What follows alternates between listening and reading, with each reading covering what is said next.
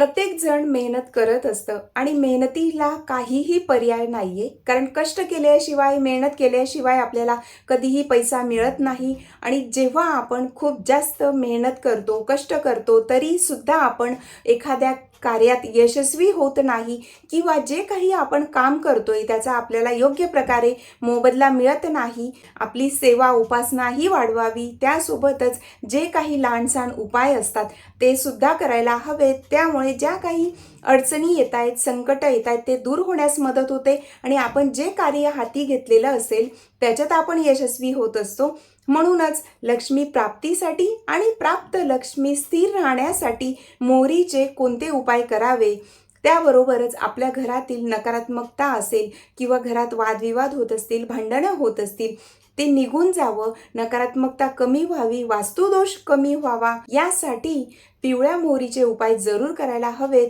तर पहा, पिवळी जी मोहरी असते तर ती आपल्या उजव्या हातात घ्यायची आणि त्याच्यावर जी आपण जे देव्हाऱ्यात आपण धूप किंवा जे लावलेलं असतं, धूप असेल, अगरबत्ती असेल, तर त्याची जी रक्षा असते किंवा दुसरी इतर कुठल्या ठिकाणची तुमच्याकडे विभूती असेल तर पिवळ्या मोहरी घ्यायच्या, त्याच्यावर थोडी विभूती किंवा ती रक्षा टाकायची आहे आणि त्याच्यावर आपण 11 वेळा कालभैरवाष्टक, 11 वेळा वेदोक्त वल्गा सुक्त बोलायचं आहे.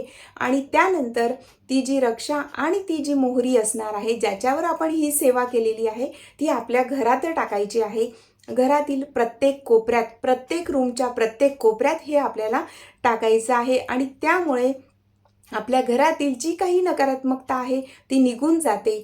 कुठल्या अडचणी येत असतील, आर्थिक समस्या दूर होण्यासाठी सुद्धा तुम्ही हा उपाय करू शकतात. असे छान आणि खूप सुंदर असे उपाय सांगितलेले आहेत. आपला जो व्हिडिओ आहे त्याच्यात संपूर्ण माहिती दिलेली आहे.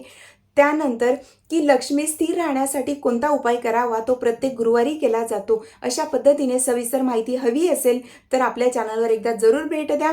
या व्हिडिओच्या खाली तुम्ही जो त्रिकोण बघतायत त्यात मी ती लिंक दिलेली आहे, तो व्हिडिओ जरूर पहा. त्यात खूप छान मोहरीचे कोणते उपाय करावे हा तो व्हिडिओ असणार आहे, पाहायला विसरू नका. श्री स्वामी समर्थ.